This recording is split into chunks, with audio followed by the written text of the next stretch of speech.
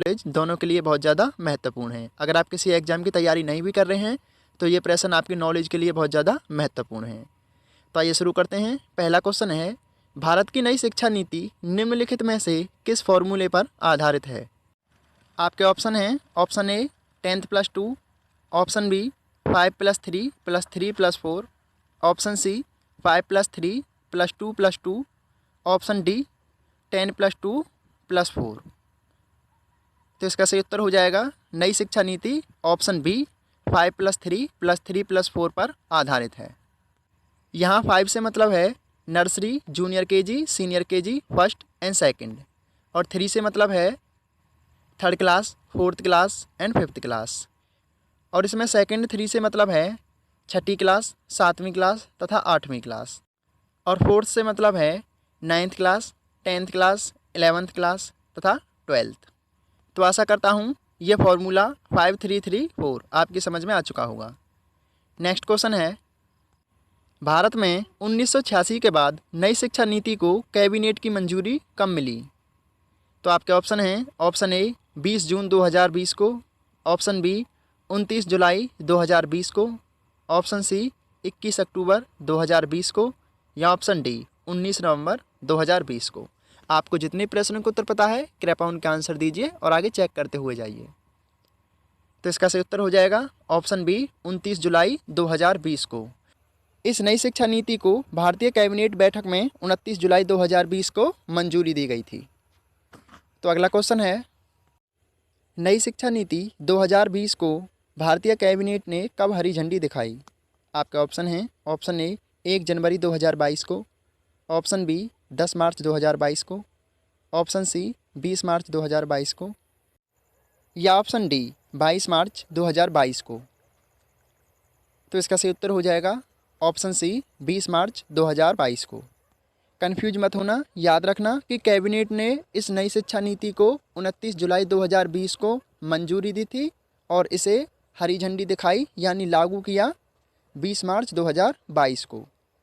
तो अगला प्रश्न है, नई शिक्षा नीति 2020 को पूरे भारत में एक समान रूप से कब लागू किया जाएगा? आपके ऑप्शन हैं, ऑप्शन ए 1 अप्रैल 2022 को, ऑप्शन बी 1 मई 2022 को, ऑप्शन सी 1 जून 2022 को, या ऑप्शन डी 1 जुलाई 2022 को। तो इसका सही उत्तर हो जाएगा इस नीति को पूरे भारत पर ऑप्शन ए 1 जुलाई 2022 को लागू किया जाएगा। तो नेक्स्ट क्वेश्चन है, नई शिक्षा नीति 2020 स्वतंत्र भारत की कौन सी शिक्षा नीति है? आपके ऑप्शन हैं, ऑप्शन ए पहली, ऑप्शन बी दूसरी, ऑप्शन सी तीसरी, या ऑप्शन डी चौथी। तो इसका सही उत्तर हो जाएगा ऑप्शन सी, यह स्वतंत्र भारत की तीसरी शिक्षा नीति है। इससे पहले भारत में 2 शिक्षा नीति और लागू हो चुकी हैं जो आगे आपको प्रश्न में बताया जाएगा। नेक्स्ट क्वेश्चन है, स्वतंत्र भारत में पहली शिक्षा नीति किस वर्ष लागू की गई थी? आपके ऑप्शन हैं, ऑप्शन ए 1949 में, ऑप्शन बी 1956 में, ऑप्शन सी 1960 में, या ऑप्शन डी 1968 में। अगर आपको इनमें से किसी प्रश्न का उत्तर पता है तो उसका आंसर दीजिए और आगे चेक करते हुए जाइए। तो इसका सही उत्तर हो जाएगा स्वतंत्र भारत में पहली बार शिक्षा नीति ऑप्शन डी 1968 में लागू की गई थी, और दूसरी बार 1986 में, और तीसरी बार अब 2020 में, जिसे 2022 में स्वीकृति मिली है। तो भारत में कुल 3 बार शिक्षा नीति लागू की गई है। अगला प्रश्न है, भारत की पहली शिक्षा नीति निम्नलिखित में से किसके द्वारा लागू की गई थी? आपके ऑप्शन हैं, ऑप्शन ए इंदिरा गांधी के द्वारा, ऑप्शन बी राजीव गांधी के द्वारा, option C doctor Sarvepalli Radhakrishnan के द्वारा, या option D doctor APJ Abdul Kalam के द्वारा। तो इसका सही उत्तर हो जाएगा ऑप्शन ए, भारत में पहली शिक्षा नीति इंदिरा गांधी जी के द्वारा लागू की गई थी, वो भी 1968 में। अगर प्रश्न आपको अच्छे लगते हैं तो प्लीज़ वीडियो को ज़रूर लाइक कर दीजिए और फेसबुक पेज को भी ज़रूर फॉलो कर लीजिए। नेक्स्ट क्वेश्चन है, भारत की नई शिक्षा नीति 2020 के मसौदा समिति यानी ड्राफ्टिंग कमेटी के अध्यक्ष कौन हैं? मोस्ट इंपोर्टेंट प्रश्न है, ऐसे ही प्रश्न आपके एग्जाम में पूछे जाते हैं। तो इसके ऑप्शन है जाएंगे, option A Ramesh Pokhriyal, option B doctor Krishna Swamy Kasturirangan, इनको के कस्तूरंगन भी कहा जाता है, ऑप्शन सी रामविलास पासवान या ऑप्शन डी नरेंद्र मोदी। तो इसका सही उत्तर हो जाएगा ऑप्शन बी। भारत की नई शिक्षा नीति के ड्राफ्टिंग कमेटी के अध्यक्ष डॉक्टर कृष्णस्वामी कस्तूरी रंगन हैं। प्रश्न महत्वपूर्ण है, याद रखना। नेक्स्ट क्वेश्चन है, हाल ही की नई शिक्षा नीति के अनुसार भारत में कौन सी कक्षा बोर्ड क्लास मानी जाएगी? आपका ऑप्शन है ऑप्शन ए 10वीं क्लास, ऑप्शन बी 12वीं क्लास, ऑप्शन सी दोनों यानी 10वीं और 12वीं दोनों, या फिर ऑप्शन डी इनमें से कोई नहीं। तो इसका सही उत्तर हो जाएगा ऑप्शन बी 12वीं क्लास। अब केवल 12वीं क्लास को बोर्ड क्लास का दर्जा दिया गया है, 10वीं क्लास को बोर्ड क्लास का दर्जा नहीं दिया गया है। जो पहले था उसको निष्क्रिय कर दिया गया है।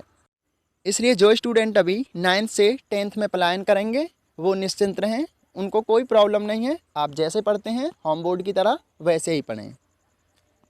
तो नेक्स्ट क्वेश्चन है, नई शिक्षा नीति के अनुसार निम्नलिखित में से कौन सा सही है? आपके ऑप्शन हैं ऑप्शन ए केवल 10वीं बोर्ड को निष्क्रिय किया गया है, ऑप्शन बी एग्जाम में इस प्रकार के प्रश्न आने के चांस बहुत ज़्यादा हैं और जिसने नई शिक्षा नीति 2020 को अच्छे से पढ़ा होगा वो इन प्रश्नों को आसानी से हल कर देगा। तो इसका सही उत्तर हो जाएगा ऑप्शन सी।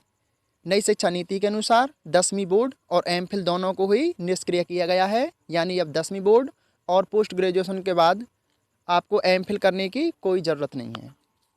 एक्चुअली ये एमफिल पोस्ट ग्रेजुएशन के बाद जो लोग पीएचडी करते थे उनको करना पड़ता था, लेकिन अब आप पोस्ट ग्रेजुएशन के बाद यानी एमए के बाद सीधे ही पीएचडी के लिए अप्लाई कर सकते हैं। तो नेक्स्ट क्वेश्चन है, नई राष्ट्रीय शिक्षा नीति को किस बिल के तहत अथवा अंतर्गत जारी किया गया है?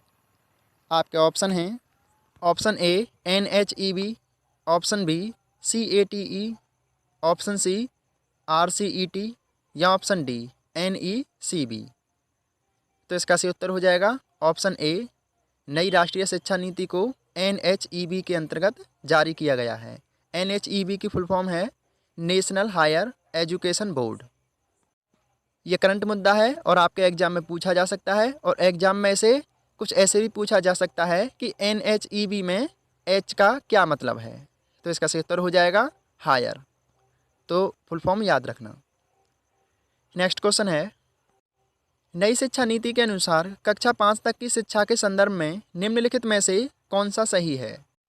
तो आपके ऑप्शन हैं ऑप्शन ए कक्षा 5 तक के सभी विद्यार्थियों को परीक्षा नहीं देनी होगी, ऑप्शन बी कक्षा 5 तक के सभी विद्यार्थियों को अंग्रेजी भाषा में पढ़ाया जाएगा, ऑप्शन सी कक्षा 5 तक के सभी विद्यार्थियों को बिना किताबों के पढ़ाया जाएगा, या ऑप्शन डी कक्षा 5 तक की शिक्षा मातृभाषा तथा स्थानीय भाषा या क्षेत्रीय भाषा में होगी। तो इसका सही उत्तर हो जाएगा ऑप्शन डी कक्षा 5 तक की सभी शिक्षा मातृभाषा तथा स्थानीय या क्षेत्रीय भाषा में होगी। लेकिन पहली 5 कक्षाएं nursery, junior KG, senior KG, first और सेकंड, इनमें कोई परीक्षा नहीं देनी होगी। बस छोटे बच्चों को स्कूल आने के लिए आकर्षित किया जाएगा, क्योंकि उनको बिना एग्जाम के पास कर दिया जाएगा। तो इसे याद रखना। नेक्स्ट क्वेश्चन है, नई शिक्षा नीति के अनुसार कॉलेज की डिग्री को कितने वर्ष की कर दिया गया है, या फिर कॉलेज की डिग्री हमें कितने वर्षों में मिल सकती है? तो आपके ऑप्शन हैं ऑप्शन ए 2 वर्ष में, ऑप्शन बी 3 वर्ष में, ऑप्शन सी 4 वर्ष में, या ऑप्शन डी 5 वर्ष में। तो इसका सही उत्तर हो जाएगा ऑप्शन सी। अब नई शिक्षा नीति के अनुसार आपको डिग्री 4 वर्ष में प्राप्त होगी। पहले 3 वर्ष में प्राप्त होती थी, लेकिन अब 4 वर्ष में प्राप्त होगी। लेकिन इस नीति में थोड़ा परिवर्तन किया गया है। आपको ग्रेजुएशन की पहली ईयर में डिग्री का सर्टिफिकेट मिलेगा, सेकंड ईयर में आपको डिग्री का डिप्लोमा मिल जाएगा, और तीसरे ईयर में आपको पूरी डिग्री मिल जाएगी। जो आपके गवर्नमेंट एग्ज़ाम, स्टेट PCS या UPSC के लिए एग्ज़ाम होंगे वो आपको 3rd ईयर की डिग्री से ही मिल जाएंगे। लेकिन जो लोग और आगे बढ़ना चाहते हैं या फिर पोस्ट ग्रेजुएशन करके PhD करना चाहते हैं या पोस्ट ग्रेजुएशन तक ही पढ़ना चाहते हैं, तो उन लोगों को 4थे साल की डिग्री लेना अनिवार्य है। नई शिक्षा नीति के अनुसार पोस्ट ग्रेजुएशन की डिग्री अब कितने वर्षों में प्राप्त हो सकेगी, यानी PG अब कितने वर्षों में प्राप्त कर सकेंगे? तो आपके ऑप्शन हैं ऑप्शन ए 1 वर्ष में, ऑप्शन बी 2 वर्ष में, ऑप्शन सी 3 वर्ष में, या ऑप्शन डी 4 वर्ष में।